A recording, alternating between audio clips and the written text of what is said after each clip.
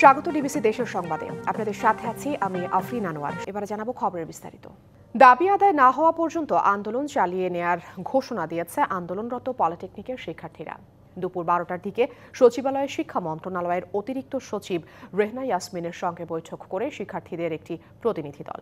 বৈঠকে দাবি আদায় না হওয়া পর্যন্ত শিক্ষার্থীদের প্রতিনিধিরা আন্দোলন চালিয়ে যাওয়ার ঘোষণা দেন। এর আগে 6 দফা দাবিতে বুধবার সকাল থেকে রাজধানীর তেজগাঁও সহ সারা দেশে বিভিন্ন সড়ক, মহাসড়ক ও রেলপথ অবরোধ করে বিক্ষোভ করেন পলিটেকনিকের শিক্ষার্থীরা।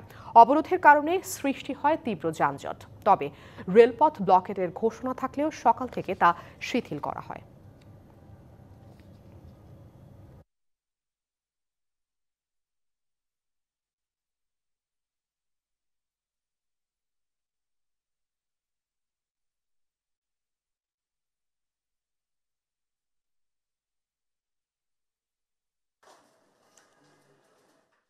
আমরা যে আশ্বাস পেয়েছি, এই আশ্বাস আমরা বিগত 8 মাস থেকে এর থেকে ভালো আশ্বাস পেয়েছি, কিন্তু বাস্তবায়ন আমরা দেখিনি।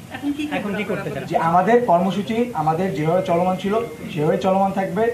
আমাদের জনদুর্ভোগ যতটা কমিয়ে আমাদের আন্দোলন পরিচালনা করার সেটা আমরা চেষ্টা করব। খাগড়াছড়িতে অপহরণের শিকার চট্টগ্রাম বিশ্ববিদ্যালয়ের 5 শিক্ষার্থী সহ 6 জনের অবস্থান শনাক্ত করা গেছে। তাদের উদ্ধারে পাহাড়ে অভিযান চলছে বলেও জানিয়েছে সেনা সদর।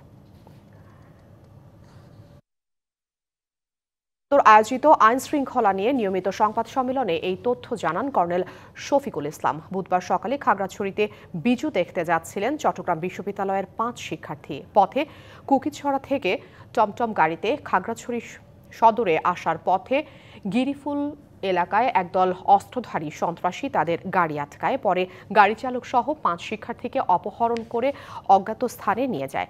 এ ঘটনায় ইউপিটিএফকে দায়ী করেছে পার্বত্য চট্টগ্রাম জনসংহতি সমিতি সমর্থিত পাহাড়ি ছাত্র পরিষদ পিসিপি। তবে অপহরণের ঘটনার সাথে কোনো সম্পৃক্ততা নেই বলে অভিযোগ অস্বীকার করেছে ইউপিটিএফ এর জেলা সংগঠক অঙ্গ মার্মা। কোনো একটি মহল তাদের বিরুদ্ধে অপহরণের ঘটনা সাজিয়ে ষড়যন্ত্র করছে বলে উল্লেখ করেছেন তিনি। শিক্ষার্থীদের পর্যাপ্ত ওয়ার্ড সুবিধা এবং দ্রুত সময়ের মধ্যে হাসপাতাল চালুর দাবিতে তৃতীয় দিনে গড়ালো সুনামগঞ্জ মেডিকেল কলেজের শিক্ষার্থীদের ক্লাস বর্জন কর্মসূচি। সকালে শহরের আলতাফ স্কয়ারে অবস্থান নিয়ে বিক্ষোভ এবং মানববন্ধন করেন তারা।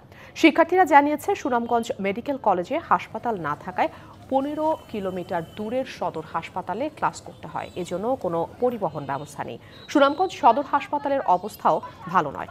তাই মেডিকেল কলেজে হাসপাতাল চালু, পর্যাপ্ত ওয়ার্ড, শিক্ষার্থীদের জন্য পরিবহন ব্যবস্থা এবং সদর হাসপাতালের প্রয়োজনীয় উন্নয়ন না হওয়া পর্যন্ত ক্লাস বর্জন কর্মসূচি চালিয়ে যাবেন তারা। এর আগে জেলা প্রশাসকের মাধ্যমে স্বাস্থ্য উপদেষ্টা এবং স্বাস্থ্য সেবা সচিব বরাবর স্মারকলিপি দেয় আন্দোলনরত শিক্ষার্থীরা।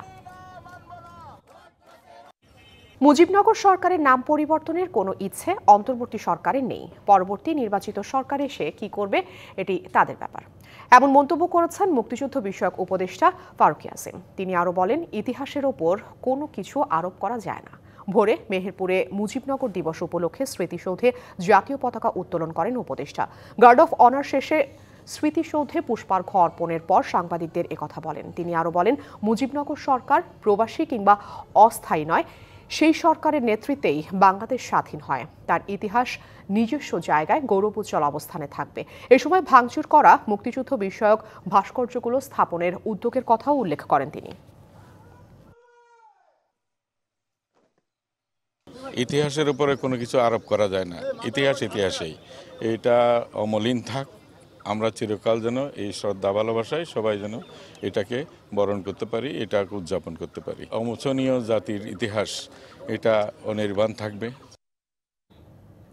দখলদারের আগুনে প্রতি বছরই ছাই হচ্ছে টাঙ্গাইলের মধুপুর গড়ে সংরক্ষিত বনের গাছ এবং জীববৈচিত্র্য।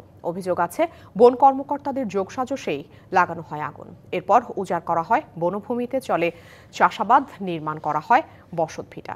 এ বিষয়ে বিভাগীয় বন কর্মকর্তা ব্যবস্থা নেওয়ার আশ্বাস দিলেও ক্যামেরায় কথা বলতে রাজি না রেঞ্জ কর্মকর্তারা। পরিবেশ বিশেষজ্ঞরা বলছেন, কার্যকর ব্যবস্থা না নেয় অস্তিত্ব সংকটে শালগজারির বন। টাঙ্গাইলের মধুপুর, ঘাটাল, সখীপুর ও মির্জাপুরের বনভূমিতে দুর্বৃত্তের দেয়া আগুনে দিনরাত পুড়ছে বৃক্ষরাজি, গুল্মলতা ও প্রাণীরা। ছাই হচ্ছে ঢাকার ফুসফুস খ্যাত মধুপুর গড়ের সংরক্ষিত বন। মির্জাপুর বাসতল রেঞ্জের কটমারা এলাকায় বসতভিটা তৈরি, গাছ বিক্রি ও সংরক্ষিত বন জুড়ে চাষাবাদের এই দৃশ্যই বলে দেয় বন পোড়ানোর নেপথ্যের কারণ। এছাড়া নতুন নতুন প্রকল্প নিয়ে নয়ছয় করার অভিযোগও আছে বন কর্তৃপক্ষের বিরুদ্ধে। দিচ্ছে হচ্ছে আপনার ভিট কর্মকর্তা, সরকারি কর্মকর্তা যারা ওনারাই দিচ্ছে, এটা আম পাবলিক দিতে পারবে না।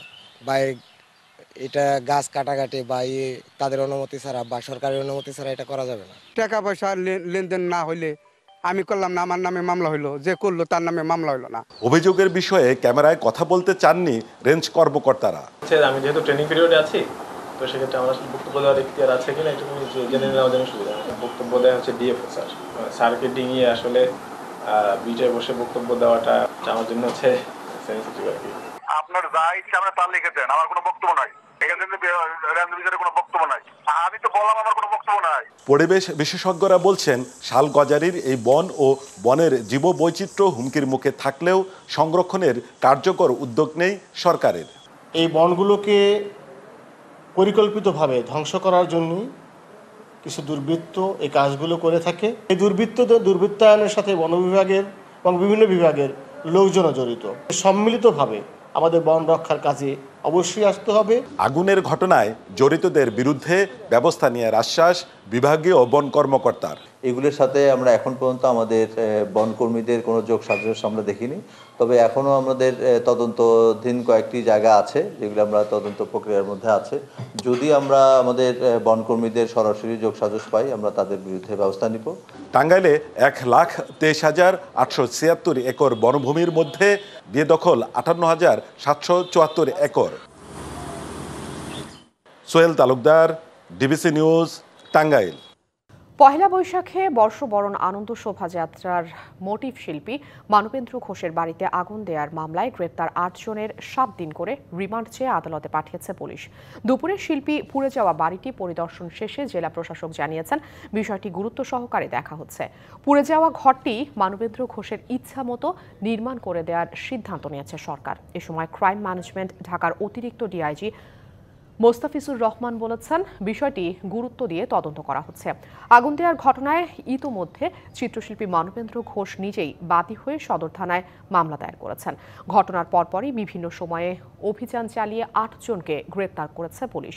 পুলিশ বলছে, গ্রেপ্তার হওয়া সবাই আওয়ামী লীগের রাজনীতির সঙ্গে সম্পৃক্ত। মানবেন্দ্র ঘোষের বাড়িতে যে অগ্নিকাণ্ড সংঘটিত হয়েছে, এই বিষয়টি সরকার খুবই গুরুত্ব দিয়ে দেখছে।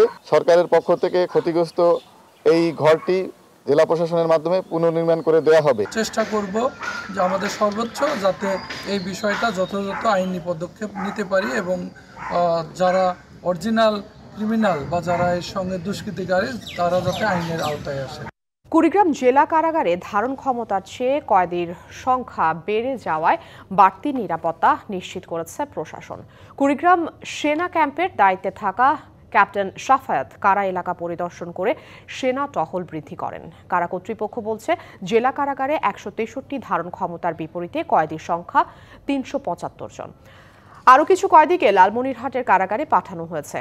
কারাগারের ভেতরের নিরাপত্তা নিশ্চিত করতে পারলেও কারা ফটকের বাইরে সড়কে বিভিন্ন সময় আন্দোলন কর্মসূচি কারাগারের জন্য হুমকি বলে মনে করছে কারা কর্তৃপক্ষ।